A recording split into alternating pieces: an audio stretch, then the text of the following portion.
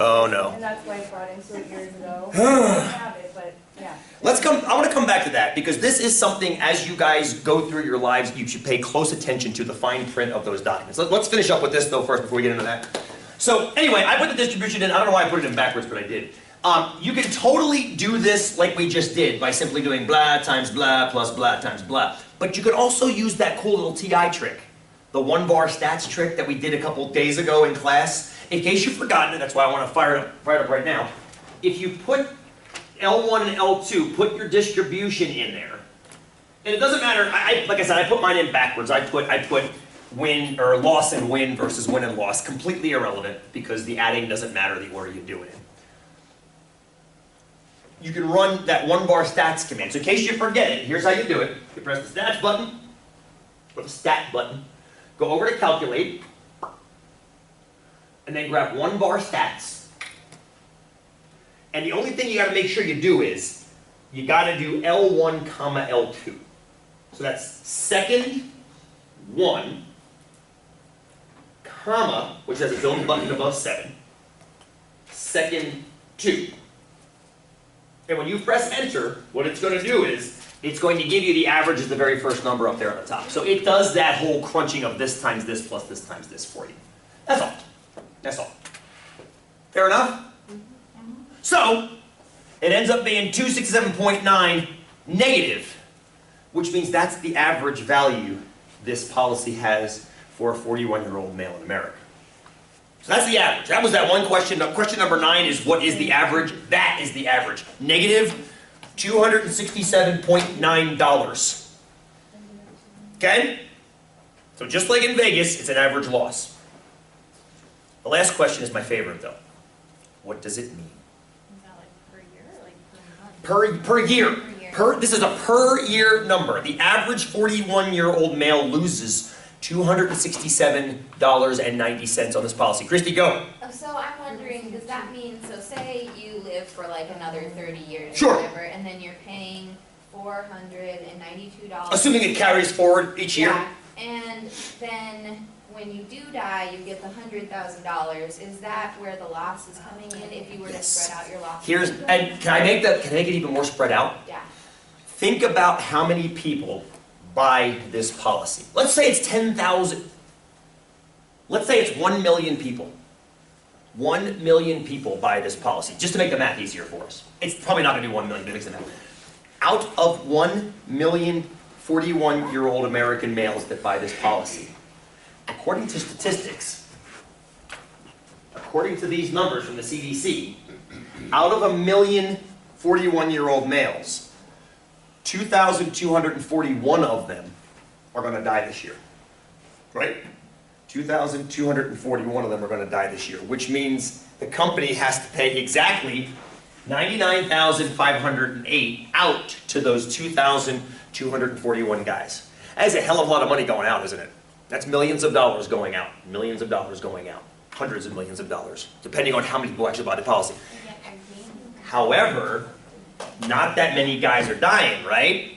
For the 2,241 dudes that died, 997,759 lived, which means the company brought in $492 for each of those dudes, which means so long as this times this as a number is bigger than this times this, the company has money.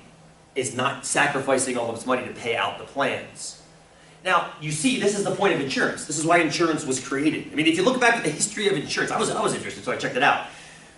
Insurance is a wonderful idea. The communities began, it wasn't even companies, it was communities first, said, well, here's an example.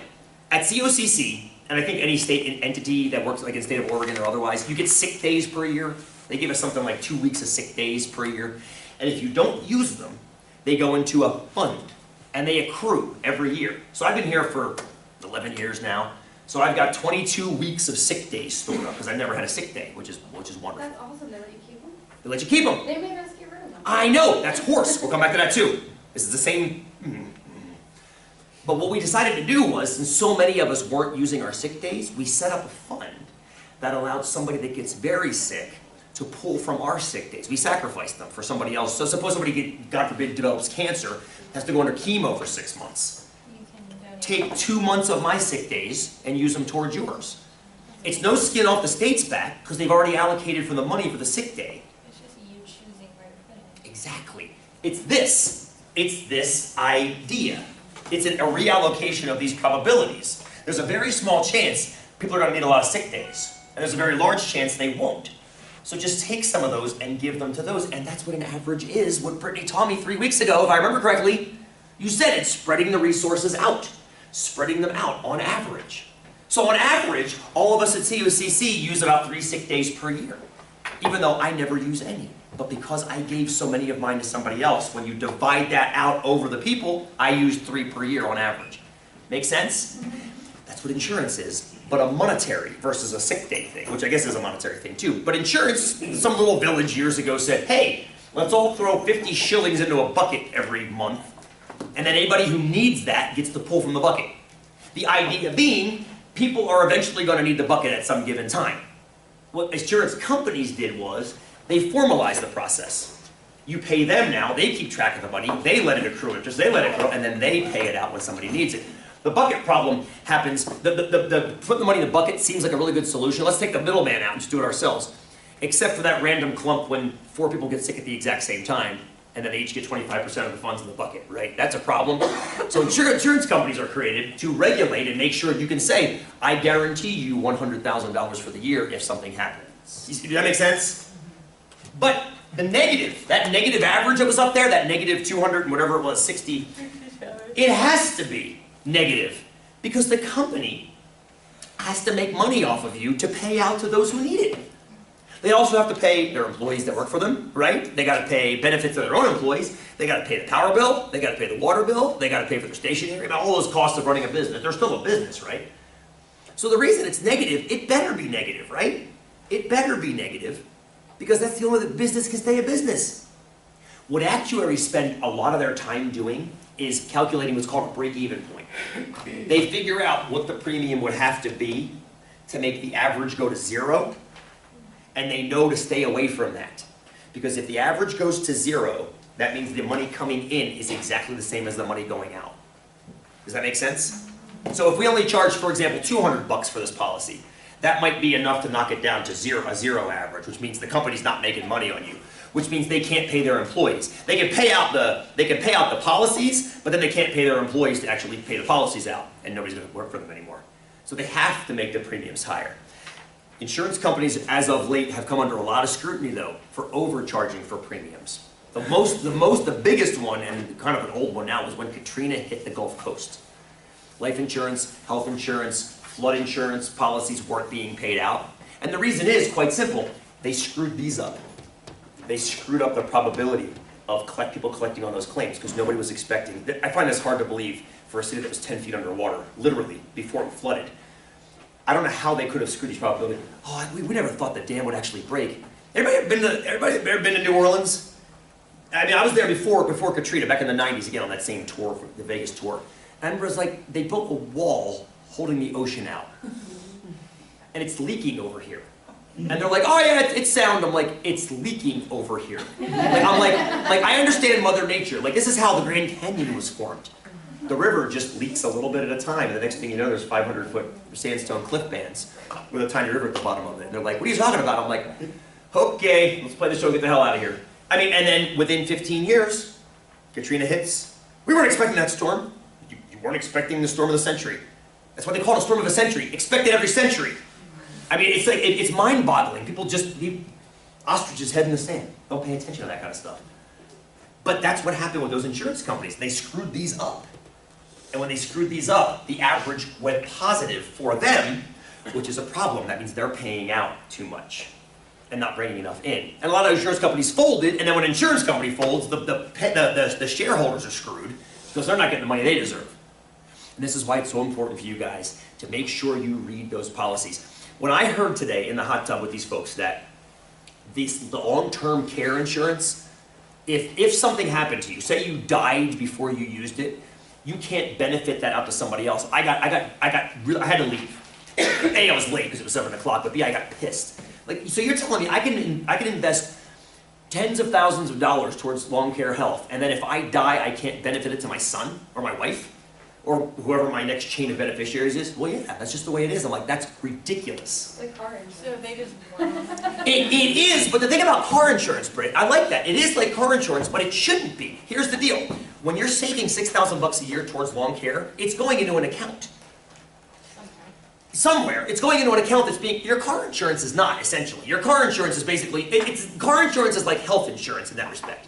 You're paying money into there on the off chance something happens, and then they'll cover it.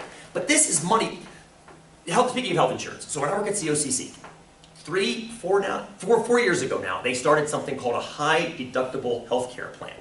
You ever heard of those? You know what a deductible is for health insurance? It's the ante. It's the ante. It's what you have to pay, what you have to ante up whenever you have something medical done. So if you go to the doctor, a copay would be an ante, a deductible, if you will. And a deductible is the sum of all those antes. It's how much you're responsible for per year maximum. Most normal healthcare plans, if you work for a place like COCC, it's something like $1,000 or $2,000 maximum out of pocket. The one I signed up for is $10,000 maximum out of pocket, which means my family would have to pay $10,000 maximum per year, and then the insurance would pay for everything else. So if I got sick a bunch one year, and I'm paying $100 at a time, $100 at a time, $100 at a time, once I go to the doctor 100 times, then the insurance kicks in. Which is ridiculous to think about. I mean, my God, that would bankrupt me right there, right? Doing that. But that's when I start looking at this. What's the chance I'm going to have to go to the doctor 100 times in a given year? Not good. Almost zero. So what I did when this plan came out, I was like, happy dance, happy dance, happy dance. Because per month, I pay a lot less for that. My family pays a lot less for that plan than for the normal plan. It's literally 10%. So if you were paying $1,000 a month for normal health insurance, I would be paying $100 a month for normal health insurance. And here's the other thing. Employers, to get you to use this plan, will create a bank savings fund for you and dump money into it to help offset your deductible. If you are reasonably sure you're never going to use that money, in other words, you're relatively healthy, thankfully, my family's relatively healthy, knock on wood, and thank goodness, that money just sits in a bank account and grows.